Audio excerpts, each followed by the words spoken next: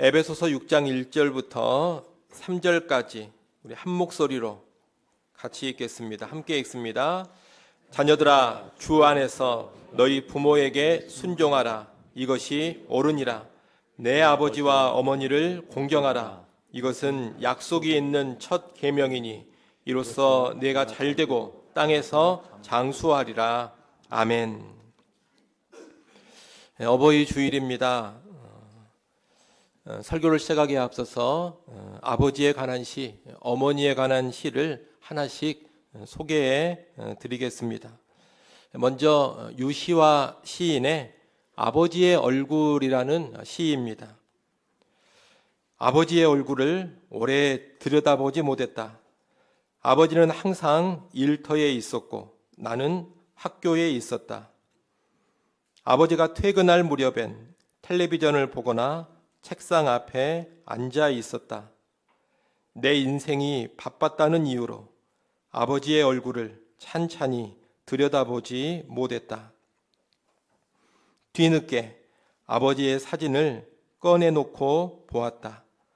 아버지는 말이 없었지만 얼굴엔 말이 많았다. 나는 이제야 그 말들을 듣는다. 이어서 박노해 시인의 어머니는 이라는 시입니다. 어머니는 눈물이 많은 줄 몰랐습니다. 가슴앓이를 하는 줄도 몰랐습니다. 어머니는 늘 강한 줄 알았습니다. 늘 참는 게 당연한 줄 알았습니다. 어머니는 원망도 하지 않는 분인 줄 알았습니다. 꿈도 없고 소망도 없는 분인 줄 알았습니다. 나이 들어서야 어머니도 한 여인이었음을 알았습니다. 그저 엄마이기 이전에 한 인간이었음을 깨달았습니다. 이런 시들을 보면 우리가 부모님에 대해서 오래도록 오해를 많이 하는 것 같습니다. 자녀들은 뒤늦게 나이가 많아지고 나서야 부모님의 마음을 이해하고 부모님의 삶을 이해하게 되는 것 같습니다. 우리가 좀 더 빨리 부모님의 삶, 부모님의 마음을 이해하면 좋겠습니다. 좀 더 빨리 이해하고 부모님께 효도하는 그런 사람들이 되었으면 좋겠습니다. 그런데 여러분, 우리는 부모님에 대해서만 잘 모르는 것이 아니라 부모 공경에 대한 하나님의 말씀도 잘 모를 때가 많습니다. 오늘 말씀은 부모를 공경하라는 하나님의 말씀인데 이 말씀을 살펴보면서 혹시라도 우리에게 하나님의 말씀에 대한 오해, 무지함이 있다면 바로잡고 올바른 부모 공경의 모습을 보이기를 바랍니다. 오늘 본문 1절에 보면 자녀들아, 주 안에서 너희 부모에게 순종하라. 이것이 옳으니라 라고 합니다. 여기 옳으니라 라는 말이 나왔는데 이 말은 의롭다라는 뜻입니다. 다시 말해 부모님께 순종하는 것이 의로운 일이라는 겁니다. 뒤집어 말하면 무슨 말입니까? 자녀가 부모에게 순종하지 않으면 그것은 불의한 일이다. 그것은 죄다 이 말입니다. 여러분, 부모에게 순종하지 않는 것이 불의한 일이 됩니다. 죄가 됩니다. 왜 그렇습니까? 내 부모를 공경하라는 것이 창조주 하나님의 명령이기 때문입니다. 우리가 매 주일마다 십계명 말씀을 낭독하지 않습니까? 이 십계명은 하나님께서 언약 백성에게 주신 핵심적인 명령들입니다. 그런데 그 십계명의 5번째 계명이 내 부모를 공경하라는 겁니다. 하나님의 계명 중에는 살인하지 말라는 계명도 있고 도적질하지 말라는 계명도 있습니다. 우리가 그런 계명들을 어기면 다 무엇이 되느냐? 불의한 일이 되는 것이고 죄가 됩니다. 살인하지 말라는 계명을 어기면 그것이 죄입니다. 도적질하지 말라는 계명을 어기면 그 또한 죄입니다. 마찬가지로 부모를 공경하라는 계명을 어기면 그것이 불의한 일이 되고 죄가 되는 겁니다. 여러분은 살인죄를 어떻게 생각하십니까? 살인죄를 상당히 심각하게 생각하실 겁니다. 마찬가지로 부모를 공경하지 않는 것도 심각한 죄입니다. 오히려 십계명의 순서로 따진다면 살인죄보다 부모를 공경하지 않는 죄가 더 큰 죄가 됩니다. 십계명의 순서로 따지면 살인하지 말라, 여러분 몇 번째 계명입니까? 그것은 6번째 계명입니다. 부모를 공경하라는 계명은 5번째 계명입니다. 하나님은 살인하지 말라는 계명보다 무엇을 더 앞세우고 있느냐? 부모를 공경하라, 이 계명을 더 앞세우고 있는 겁니다. 살인하지 말라는 명령보다 더 앞선 명령, 살인하지 말라는 명령보다 더 중요한 명령이 무엇이냐? 부모를 공경하라는 명령입니다. 따라서 그 죄의 경종을 따진다면 물론 둘 다 심각한 죄입니다만 살인죄보다 부모를 공경하지 않는 죄가 성경적인 관점에서 본다면 더 큰 죄가 되는 겁니다. 그래서 구약의 율법을 보면 부모를 공경하지 않는 죄들을 아주 엄중하게 다스립니다. 출애굽기 21장 15절 말씀을 한번 보겠습니다. 출애굽기 21장 15절 말씀에는 자기 아버지나 어머니를 치는 자는 반드시 죽일지니라, 이렇게 말씀하고 있습니다. 부모를 치면 반드시 죽이라는 겁니다.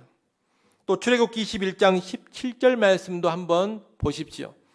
출애굽기 21장 17절에 보면 자기의 아버지나 어머니를 저주하는 자는 반드시 죽일지니라, 그렇게 말씀합니다.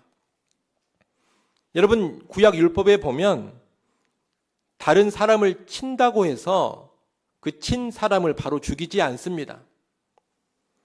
또 누군가를 저주한다고 해서 저주한 그 사람을 바로 잡아다가 죽이지도 않습니다.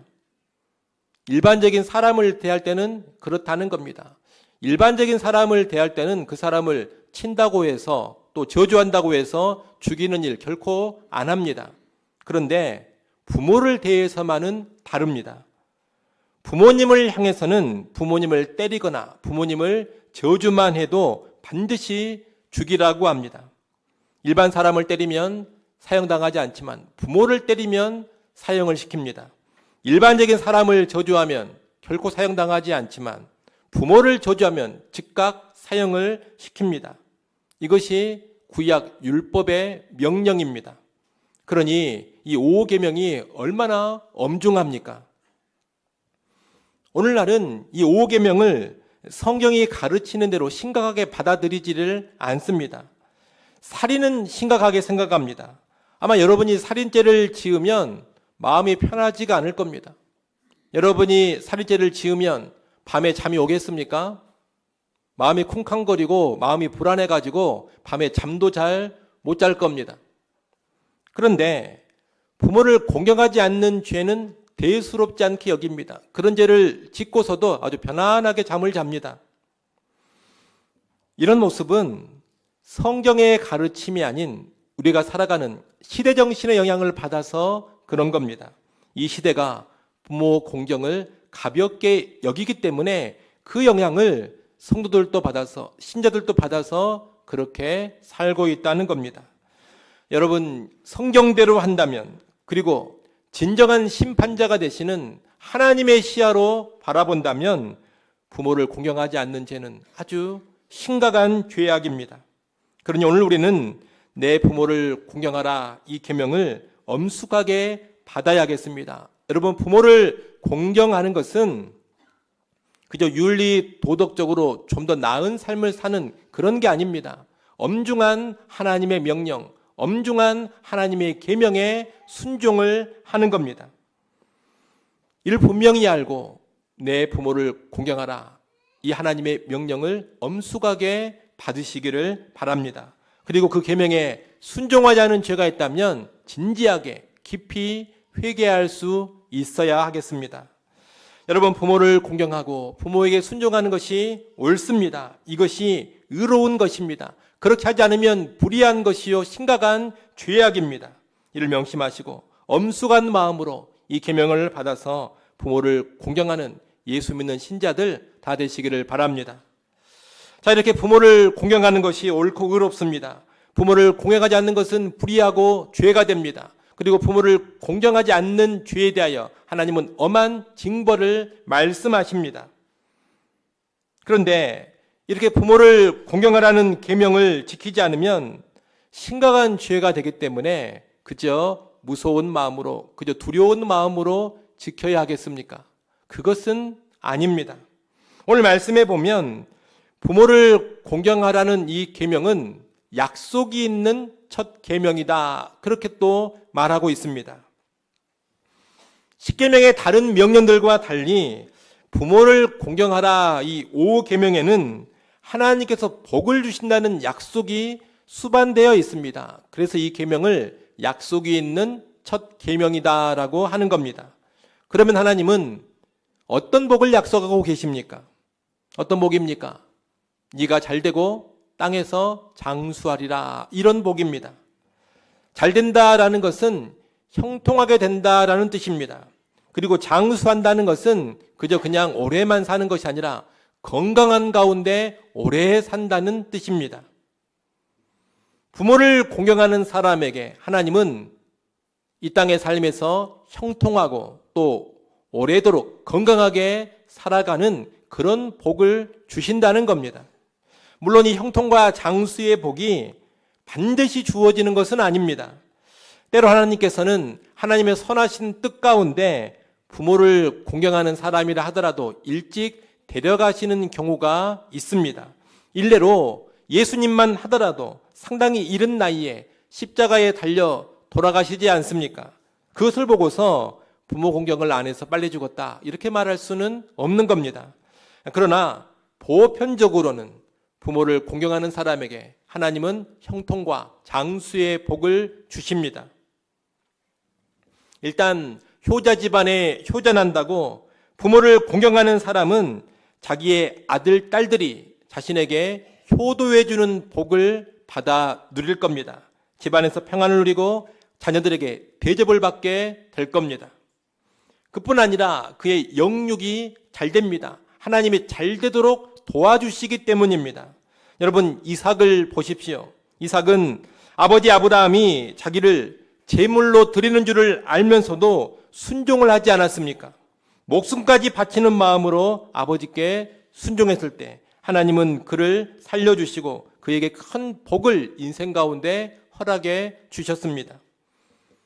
요셉을 또 보십시오. 고향 땅에 아버지 야곱을 그리워하고 수레를 보내서 애굽으로 모셔옵니다. 애굽으로 모시고 와서 극진히 봉양합니다. 그는 형통의 복을 누린 사람 아닙니까? 또 룻을 보십시오. 홀로 된 시어머니 나오미를 이 며느리 룻이 얼마나 극진히 섬겼습니까? 하나님이 이 룻에게 얼마나 큰 복을 베풀어 주십니까? 이 룻의 인생을 책임져 주셨습니다. 이 룻이 다윗의 증조할머니가 되게 하셨습니다. 더 나아가 예수 그리스도의 족보에까지 들어가게 해 주셨습니다. 이렇게 성경은 부모를 공경하는 자들에게 복이 임한다라는 것을 여러 곳에서 보여주고 있습니다. 여러분, 그저 벌 받을 것이 두려워서 부모를 공경하는 것이 아닙니다. 벌을 피하기 위해서 마지못해 부모를 공경하는 것이 아닙니다. 부모 공경은 내가 잘되고 내가 복받는 비결입니다. 부모 공경은 하나님께서 내 인생을 책임져 주시는 비결입니다. 그렇기 때문에 부모 공경은 마지못해 할 것이 결코 아닙니다. 기쁜 마음으로 하는 것이고 즐거운 마음으로 하는 겁니다. 부모 공경을 하면서 내가 참 힘들기만 하구나, 내가 손해만 보고 있구나, 여러분, 이런 생각은 어리석은 생각입니다. 부모 공경은 복된 길로 가는 것이기 때문에 기쁜 마음으로 해야 하고 즐거운 마음으로 해야 합니다. 이것이 하나님의 말씀을 믿는 신자의 합당한 태도인 것입니다. 여러분, 부모 공경은 내가 잘 되는 길입니다. 우리 집안이 잘 되는 길입니다. 영육간에 잘 되는 비결입니다. 이를 확신하시고 기쁜 마음으로 부모님을 공경하시기 바랍니다.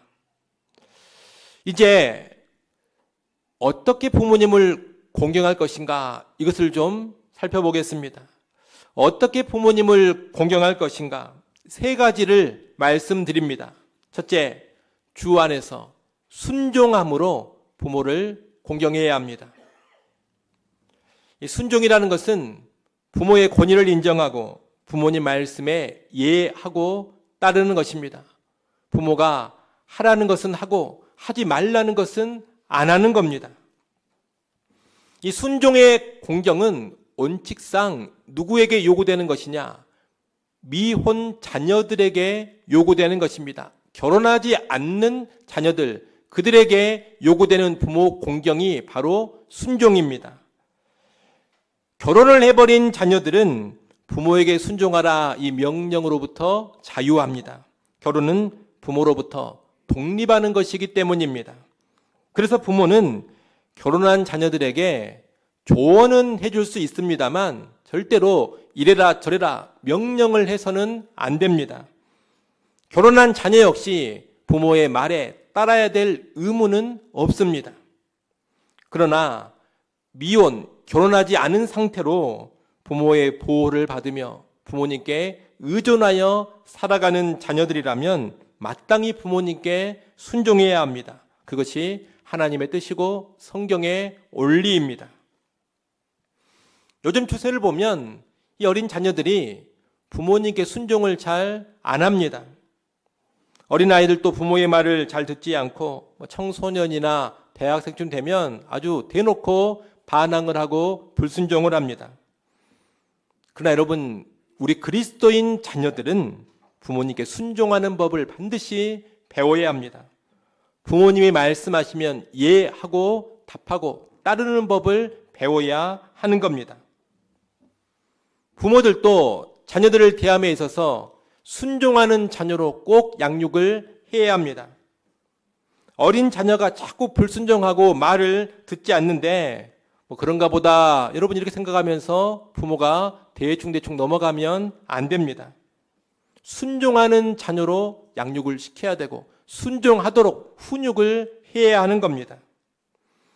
물론 오해하지 마십시오. 순종하는 자녀로 양육하라는 것은 자녀를 부모 마음대로 좌지우지해라 이런 의미는 아닙니다.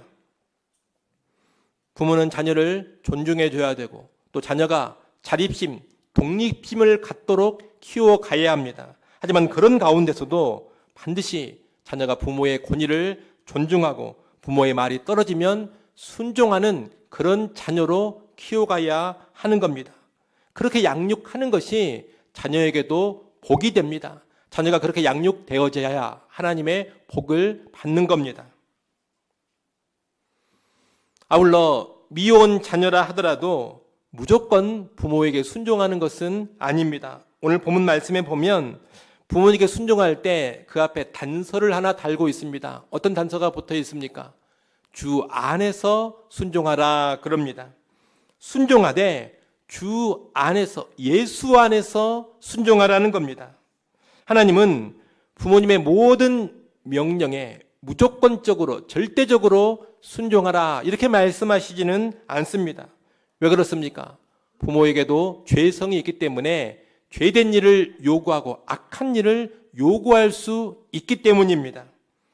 그래서 자녀들은 부모님이 죄를 요구하거나 악한 일을 명할 때는 비록 자녀라 하더라도 순종할 수는 없는 겁니다. 악한 요구, 죄악된 부모의 명령은 자녀가 정중하게 그리고 지혜롭게 거절을 해야 합니다. 그러나 죄가 아니고 악한 일이 아니라면 미혼 자녀는 부모님 말씀에 언제나 순종하는 것이 원칙입니다. 이런 순종을 통해서 미혼 자녀들은 부모를 공경하는 겁니다. 둘째, 공손한 마음과 태도로 부모를 공경해야 합니다. 이 부모를 공경하라 했는데 공경이라는 말 자체가 무시하지 않는다, 소홀히 대하지 않는다, 최고로 높인다 이런 뜻입니다. 우리가 부모를 공경한다는 것은 우리 마음이 부모를 업신여기지 않고 높이는 겁니다. 또한 우리의 말과 행동에 있어서 사랑이 넘치고 정중하게 대하는 겁니다.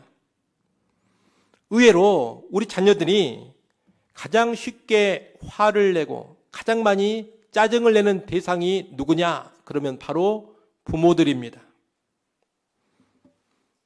여러분 보셨을지 모르겠습니다만 요즘에 인기 있는 드라마가 하나 있습니다. 폭삭 소가수다라는 드라마입니다. 그런데 그 드라마에 보면 딸의 독백이 나옵니다. 그 딸의 독백 가운데 이런 내용이 하나 있습니다. 이 딸이 자기를 도와주는 교수님을 대하는 자기의 태도와 자기 어머니를 대하는 자기의 태도를 생각하면서 하는 독백입니다. 이렇게 독백합니다. 다른 사람 대할 땐 연애 편지 쓰듯 했다. 한자 한자 배려하고 공들였다. 그런데 100만 번 고마운 은인에겐 낙서장 대하듯 했다. 여러분 참 맞는 말이면서 찔리는 말입니다. 누군가 나를 도와주고 선대하면 우리는 그 사람에게 그렇게 고마워합니다. 딱 한 번만 도와줘도 얼마나 고마워하는지 모릅니다. 그리고 그 사람에게 공손하게 말하고 공손하게 행동합니다. 기회가 되면 어떻게 하면 그 은혜를 갚아보려고 합니다. 그런데 늘 나를 돕고 나를 위해 희생해 주시는 부모님을 향해서는 계속해서 함부로 말하고 함부로 행동합니다. 사실 가장 고마워하고 가장 공손하게 대해야 될 대상이 부모님 아니겠습니까? 그런데 그렇게 안 합니다. 구약성경 레위기 19장 3절에 보면 너희 각 사람은 부모를 경외하고 나의 안식일을 지키라 이런 말씀이 있습니다. 너희 각 사람은 부모를 경외하라 그럽니다. 근데 여기서 이 경외하다라는 말은 구약 성경에서 보통 누구에게만 사용되는 단어냐? 하나님께만 사용되는 단어입니다. 일반적으로 사람한테는 이 단어를 쓰지 않습니다. 그런데 이 레위기 말씀에서는 부모님을 향해서 경외하다라는 이 독특한 단어를 사용하고 있습니다. 사람한테는 안 쓰고 원래 하나님께만 쓰는 단어인데 부모에게 이 단어를 허용하고 있다는 겁니다. 이것은 뭘 의미합니까? 가정에서 부모님이 하나님의 자리를 차지하고 있음을 의미하는 겁니다. 그리고 가정에서 부모님의 위치가 얼마나 존귀한지를 가르쳐 주는 겁니다. 여러분 우리가 하나님을 향하여 함부로 말할 수 있겠습니까? 하나님 앞에서 경거망동할 수가 있겠습니까? 하나님을 향해서 무례한 말을 쉽게 내뱉을 수 있겠습니까? 그러지 않습니다. 얼마나 조심스러워합니까? 마찬가지로 부모님을 향해서도 그래야 합니다. 우리는 부모님께 쉽게 화를 내고 짜증을 내고 우리의 못된 기질을 다 드러내는데 그래서는 안 됩니다. 하나님을 대하듯이 경외하고 존중해야 하는 분이 가정의 부모님인 것입니다. 그러니 여러분 부모님을 어편여기지 마십시오. 경시하지 마십시오. 부모님을 비아냥거리지 마십시오. 부모님께 함부로 화내거나 짜증을 내거나 거친 말을 내뱉지 마십시오. 이런 모습 모두가 다 부모 공경을 무너뜨리는 행위들입니다. 이런 이야기를 읽은 적이 있습니다. 30대 후반의 한 아들이 모처럼 어머니 댁을 방문했습니다. 어머니는 요즘 기억이 가물가물하고 말도 반복하시는 일이 많아져서 가족들은 슬쩍 치매 초기가 아닌가 그렇게 염려를 하고 있었습니다. 그날 점심에 어머니가 상을 차려주셨습니다. 어머니가 밥을 드시는데 숟가락이 자꾸 흔들리며 밥알이 떨어지고 국물이 옷에 튀는 겁니다. 처음에는 아들이 그것을 보면서 화장지로 조용히 닦아드렸습니다. 그런데 2번, 3번, 4번 계속 반복이 되니까 이 아들이 짜증을 내며 말했습니다. 어머니 그만 좀 흘리세요. 좀 깔끔하게 드시면 안 되겠습니까? 그러자 어머니가 멈칫하면서 그 뒤로 아주 조심스럽고 힘겹게 식사를 하신 겁니다. 그렇게 식사를 마치고 자기 집에 돌아왔는데 자기 집에 돌아온 아들이 그날 저녁 집에서 아내와 3살배기 아들이 함께 밥 먹는 모습을 봤습니다. 보니까 아이가 밥을 흘리며 숟가락을 휘젓고 오시며 바닥이 온통 다 어질러졌습니다. 그런데 아내를 보니까 이 아내가 계속 웃으면서 우리 아들 잘 먹네 그러면서 다정하게 닦아주고 있는 겁니다. 그 장면을 보는 순간에 이 아들의 마음이 무너져 내렸습니다. 아들 마음에 이런 생각이 드는 겁니다. 나도 어렸을 때 저랬겠구나. 나도 저렇게 밥을 흘리며 자랐겠구나. 그리고 그 옆에는 언제나 어머니가 계셨겠구나. 그런 생각이 들면서 자기가 오늘 어머니에게 내뱉은 말이 얼마나 무례하고 무정했는지 아주 큰 후회가 되더라는 겁니다. 여러분, 우리가 아주 어렸을 때 실수하고 잘못하고 미숙한 일들을 얼마나 많이 했겠습니까? 그때마다 부모님이 좋은 마음으로 다 받아주시면서 오히려 귀엽다, 예쁘다 그렇게 해주셨습니다. 나이가 좀 들어서는 부모님 속을 썩이는 일도 저지르고 때로 사고를 치기도 했을 겁니다. 그래도 부모님이 다 받아주시고 다 누가 처리해 주셨느냐? 부모님이 다 처리해 주셨습니다. 그런데 어느 날 우리는 이런 부모님을 향해서 대체 왜 그러세요? 그걸 못 하세요. 하여간 우리 아버지는 답답해. 아이고 또 사고 치셨네. 이런 말들을 쉽게 내뱉습니다. 여러분, 이런 말이 있습니다. 자식이 자란 시간은 부모가 늙어간 시간이다. 부모는 늙고 쇠약해지고 병들어가면서 자식을 키웁니다. 자식이 자라갔던 그 하루하루는 부모가 늙어가는 하루하루입니다. 그런데 어느 날부터 다 자란 우리는 늙은 부모를 무시하고 업신여깁니다. 무례히 대합니다. 여러분, 그럴 게 아니라는 겁니다. 부모님을 정중하게 대하시고 사랑으로 대하십시오. 여러분의 마음을 부모님에 대한 존중으로 가득 채우십시오. 공손히 대하십시오. 그것이 부모를 공경하는 모습입니다. 마지막 세 번째로 우리는 물질로 부모를 공경해야 합니다. 부모를 공경하는 기본은 마음이지만 궁극적으로 이 마음은 돈으로 드러나야 합니다. 돈 이야기를 하면 왠지 천박해 보이고 영적이지 않아 보입니다. 하지만 여러분, 이 돈이라는 것은 절대로 가벼운 주제가 아닙니다. 예수님께서는 이 보물이 있는 곳에 네 마음이 있다. 그렇게 말씀을 하셨습니다. 돈 가는 곳에 마음이 가 있다는 겁니다. 여러분, 내가 지금 무엇을 좋아하고 무엇을 사랑하는지 잘 모르겠습니까?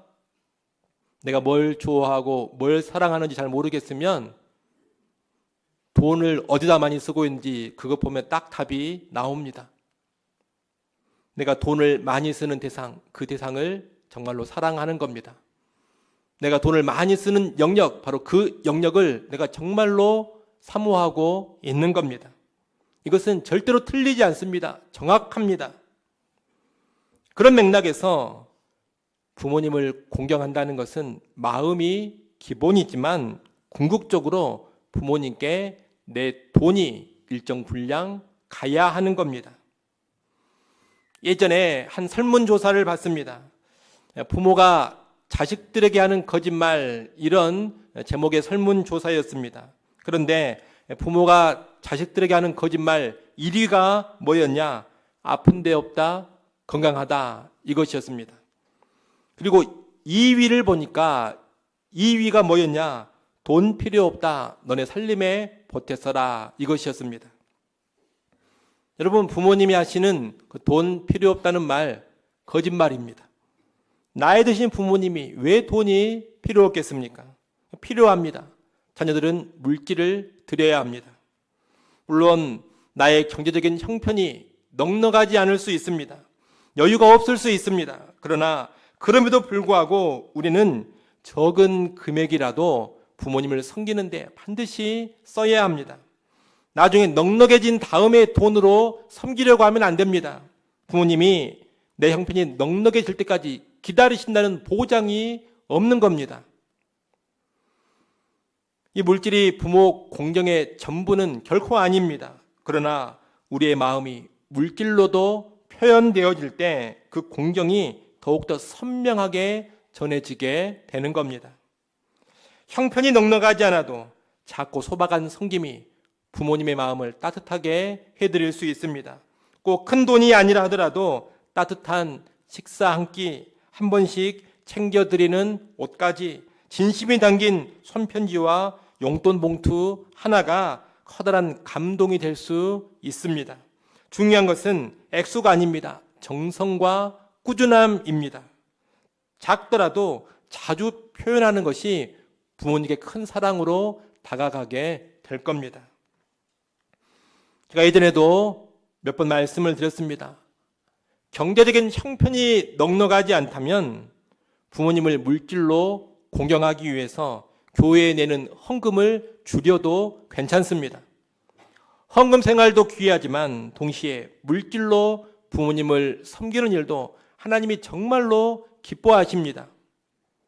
혹시 우리 성도들 가운데 헌금은 드리는데 부모님을 물질로 공경하는 일을 못하고 있다면 헌금을 조정해서 교회에 내는 헌금을 줄여도 괜찮습니다.